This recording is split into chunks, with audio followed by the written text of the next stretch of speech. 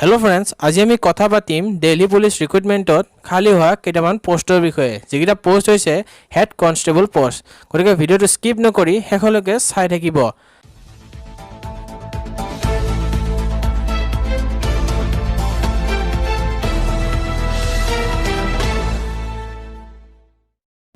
আপোনালোকে যদি job podcast চেনেলটোলৈ প্ৰথমবাৰ আহিছে তেন্তে চেনেলটো সাবস্ক্ৰাইব কৰি দিব আৰু কাষত থকা বেল আইকনটো দবাব আৰু ভিডিঅ'টো এটা লাইক কৰি দিব যাতে ভৱিষ্যতৰ ভিডিঅ'বোৰ বনাবলৈ মই উৎসাহিত হওঁ। সো আহক এতিয়া আৰম্ভ কৰোঁ আজিৰ এই ভিডিঅ'। দিল্লী পুলিচ ৰিক্ৰুটমেণ্টত খালী হৈছে বহুত কেইটা পোষ্ট, যিকেইটা পোষ্ট হৈছে head constable post. Name of post হৈছে head constable ministerial. Number of post আছে 554টা।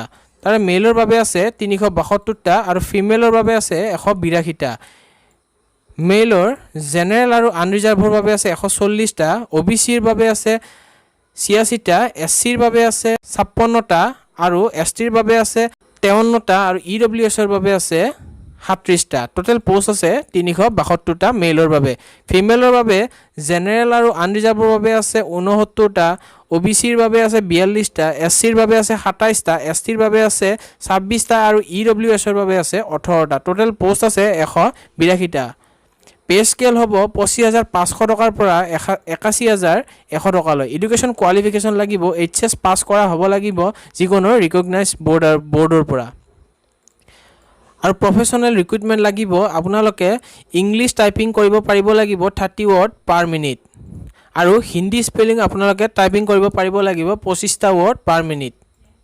এজ হ'ব লাগিব 18 পৰা 25 বছৰ আনৰিজাৰ্ভ আৰু EWS কেণ্ডিডেটবোৰৰ বাবে। ৰিলেক্সেশ্যন হ'ব তলত দিয়া কেটেগৰী অনুযায়ী। OBC কেণ্ডিডেটৰ বাবে 28 বছৰ হ'ব লাগিব, SC আৰু STৰ বাবে হ'ব লাগিব 30 বছৰ আৰু ডিজিবিলিটিসকলৰ বাবে হ'ব লাগিব 35 বছৰ আনৰিজাৰ্ভ আৰু EWSৰ বাবে আৰু OBCৰ বাবে হ'ব লাগিব 38 বছৰ আৰু 40 ইয়াৰ্ছ হ'ব লাগিব ST আৰু SCৰ বাবে। Widow divorce women, judicially separated women আৰু ৰিমেৰিড যিসকলে কৰা নাই তেওঁলোকৰ বাবে 35 বছৰ আনৰিজাৰ্ভ আৰু EWSৰ বাবে আৰু 38 বছৰ OBC আৰু 40 বছৰ SC আৰু STৰ বাবে।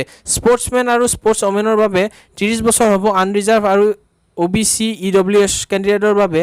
ST আৰু SCৰ বাবে হ'ব লাগিব 35 বছৰ।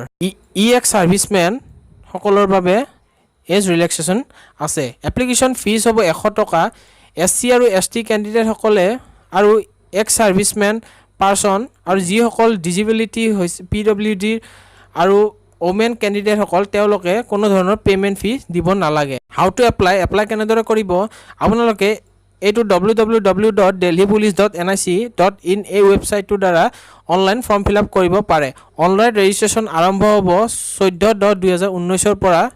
চ' আপোনালোকে 14 তাৰিখৰ পিছত delhipolice.nic.in এই ৱেবছাইটটোৰ দ্বাৰা আপোনালোকে অনলাইন ৰেজিষ্ট্ৰেশ্যন কৰিব পাৰিব। নটিফিকেশ্যনৰ লিংকটো মই তলত দি দিছোঁ, ডিছক্ৰিপশ্যনত দি দিছোঁ। চ' আপোনালোকে তাৰ পৰা ডাউনলোড কৰি ল'ব পাৰে আৰু নটিফিকেশ্যনটো আপোনালোকে চাই ল'ব পাৰে। অনলাইন ৰেজিষ্ট্ৰেশ্যন শেষ হ'ব 13/11/2019। চ' ফ্ৰেণ্ডছ, এইখিনি আছিল দিল্লী পুলিচ ৰিক্ৰুটমেণ্টৰ কিছু আপডেট। চ' ফ্ৰেণ্ডছ, আজিলৈ বাছ এইখিনিয়ে। যদি ভিডিঅ'টো ভাল লাগিলে তেন্তে বন্ধুবৰ্গৰ সৈতে শ্বেয়াৰ কৰক আৰু মোৰ চেনেলটো ছাবস্ক্ৰাইব কৰিবলৈ নাপাহৰিব আৰু কাষত থকা বেল আইকনটো দবাব যাতে ভৱিষ্যতলৈ মই কিছুমান এনেধৰণৰ জব ৰিলেটেড ভিডিঅ' আপডেট দি থাকিলে আপোনালৈ প্ৰথমে যায়। তেন্তে আজিলৈ আহিছোঁ। ধন্যবাদ। জয় আই অসম। অসমবাসীলৈ মই মৰম যাচিলো, অসমৰ এখন টান হৈ ৰচনা ৰচিলো, মোৰ ৰক্তৰে ভৰা মোৰ গানৰ কলম হলো অসমীয়া আমি চৌ জয় আই অসম।